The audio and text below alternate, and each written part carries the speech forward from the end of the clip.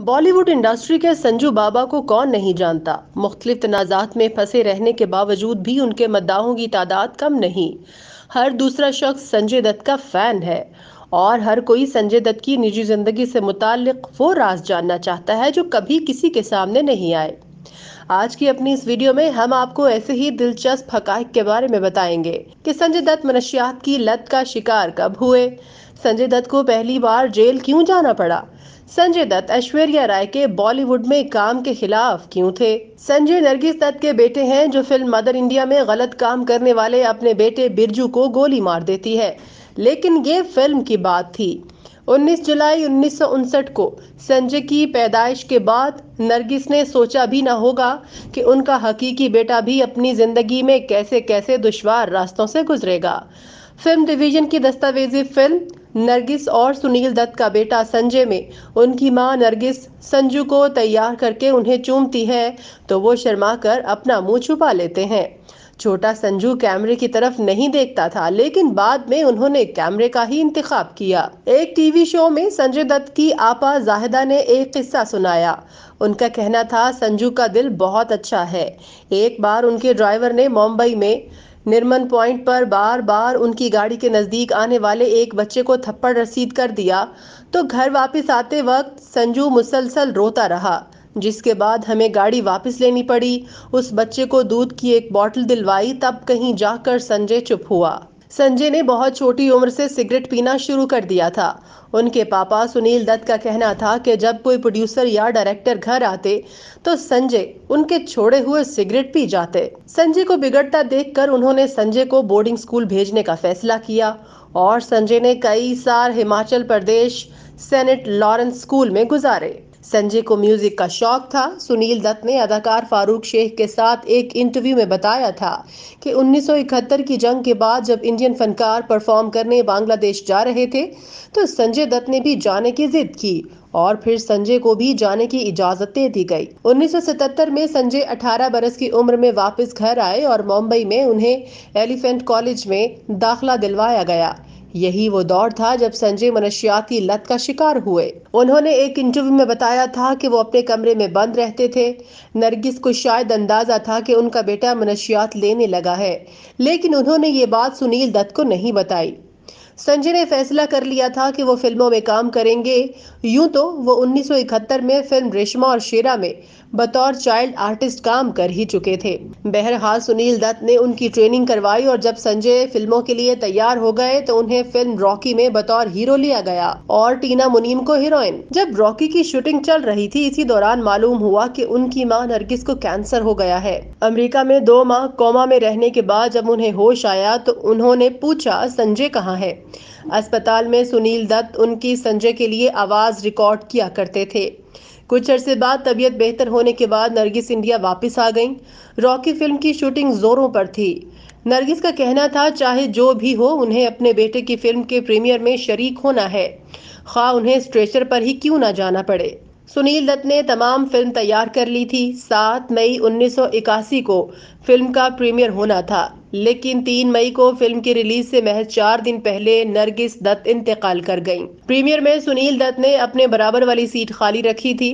Film लोगों को पसंद आई। नरगिस के गुजरने के बाद संजय टीना मुनीम और ड्रग्स दोनों के करीब आ गए। संजय ने अपने कई इंटरव्यूज में खुलकर तस्लीम किया कि उन्होंने हर तरह के ड्रग्स लिए थे। उनका कहना था कि ये एक बीमारी की तरह है। उनके बकौल उनके पापा कभी ये बात छुपाते नहीं थे। जब भी कोई प्रोड्यूसर फिल्म साइन करता तो वो उसे बताते कि मेरा बेटा मनशियात लेने का आदी है, पहले सोच लो। संजय ने एक टीवी शो पर बताया था, एक दिन मैं सोकर उठा तो पास में एक नौकर खड़ा था। मैंने कहा भूख लगी है, कुछ खिला दो। तो नौकर की आंखों में आंसू आ गए। मैंने वजह पूछी तो उसने कहा आप 2 दिन बाद उठे हैं। मैंने आईना देखा, मेरा मुंह सूजा हुआ था और बाल बिखरे हुए थे। मुझे लगा कि मैं मर जाऊंगा। मैं अपने वालिद के पास गया, उनसे कहा कि मुझे आपकी मदद चाहिए। उन्होंने मुझे मुंबई के ब्रिज कैंडी अस्पताल में भर्ती करवा दिया। 1984 में मनशियात की लत छुड़वाने के लिए सुनील दत्त उन्हें अमेरिका ले गए और इसी दौरान टीना से उनका रिश्ता टूट गया। अमेरिका में वो एक ग्रुप में बैठे थे, तभी एक लड़के ने नरगिस का रिकॉर्ड मैसेज बजाना शुरू कर दिया जो कि संजू के नाम था। उसमें कहा गया था, किसी भी बात से ज्यादा अपनी शाइस्तगी और शख्सियत को बरकरार रखना, हमेशा बड़ों की इज्जत करना, शाइस्ता जबान रखना, यही एक बात तुम्हें दूर तक लेकर जाएगी और जिंदगी भर तुम्हारी मदद करेगी। संजय का कहना था कि मां के मरने के 2 साल बाद जब ये आवाज सुनी तो मैं घंटों रोया और जब आंसू रुके तो मैं बदला हुआ था। इलाज के लिए 9 माह तक अमेरिका में रहने के बाद संजय ने सोचा कि वो इंडस्ट्री छोड़कर अमेरिका में रहेंगे और कोई कारोबार करेंगे, लेकिन तभी उन्हें फिल्म जान की बाजी की ऑफर हुई और संजय अमेरिका नहीं जा सके। संजय का जिंदगी में एक नया मोड़ उस वक्त आया जब महेश भट्ट की फिल्म नाम उन्हें मिली। संजय की जिंदगी में कई लड़कियों के बाद ऋचा शर्मा आई और 1987 में उन्होंने शादी कर ली। इन दोनों की एक बेटी हुई और फिर ऋचा को ब्रेन ट्यूमर हो गया और वो अमेरिका शिफ्ट हो गईं।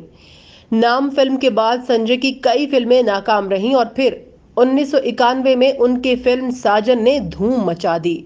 इसी दौरान ऋचा और संजय के दरमियान दूरियां बढ़ने लगीं और माधुरी के साथ उनका नाम जोड़ा जाने लगा। इंडिया में 1993 में बम धमाकों की तहकीकात चल रही थी। उसी वक्त समी हंगोरा और हनीफ कड़ावाला ने बताया कि संजय दत्त के पास AK-56 राइफल थी। संजय फिल्म आतिश की शूटिंग के लिए मॉरिशस गए हुए थे। वो जैसे ही वापस आए उन्हें इंसदादी दहशतगर्दी के कानून के तहत गिरफ्तार कर लिया गया। The crazy untold story of Bollywood bad boy में यासिर उस्मान लिखते हैं कि संजय ने पुलिस को बताया कि उन्होंने फिरोज खान की फिल्म यरगार की शूटिंग के दौरान दुबई में अबू सालिम, हनीफ और समीर से 3 AK-56 राइफल्स ली थीं और बाद में 2 वापस कर दी थीं। एक रिपोर्ट के मुताबिक सुनील दत्त को यकीन नहीं आ रहा था कि संजय ऐसा कर सकते हैं। उन्होंने जब संजय से पूछा तो संजय का कहना था कि मेरी रगों में मुस्लिम खून दौड़ रहा है और शहर में जो कुछ हो रहा है मैं उसे बर्दाश्त नहीं कर सकता। बाबरी मस्जिद गिराए जाने के बाद मुंबई में फसादात हुए और सुनील दत्त ने मजहब की तफरीक के बगैर ही इसमें जख्मी होने वालों की मदद की थी। संजय ने भी बढ़ चढ़कर अपने पापा का साथ दिया और कुछ लोगों को ये बात पसंद नहीं आई। कुछ सख्तगीर तंजीमों ने सुनील दत्त को धमकियां भी दी। संजय दत्त उनसे परेशान हो गए थे और उन्हें लगा कि अब असल जिंदगी में हीरो बनने का वक्त आ गया है। संजय को जेल जाना पड़ा और माधुरी से उनका रिश्ता टूटने लगा। जेल से रिहाई के बाद संजय की फिल्म खलनायक जबरदस्त हिट रही। 1 साल के बाद उन्हें फिर जेल जाना पड़ा। संजय का कहना था, वालिद जब भी जेल में मिलने आते हमेशा कहते कल हो जाएगा। ऐसे ही कई महीने चलता रहा। 1996 में ऋचा शर्मा का इंतकाल हुआ और 1998 में उन्होंने रिया फलई से शादी कर ली। यासिर उस्मान ने अपनी किताब में लिखा है कि CBI संजय के फोन रिकॉर्ड कर रही थी। 2000 में संजय को छोटा शकील से बात करते हुए रिकॉर्ड कर लिया गया और उसे सबूत बनाकर अदालत में पेश किया गया। इसी दौरान 2003 में मुन्ना भाई MBBS आई जिसने संजय की शबीह बिल्कुल बदल कर रख दी, जिसके बाद सुनील दत्त इंतकाल कर गए। रिया के साथ संजय का रिश्ता 2008 तक चला। उसके बाद उनकी जिंदगी में मानिता आई जिनका असली नाम दिलनवाज शेख है।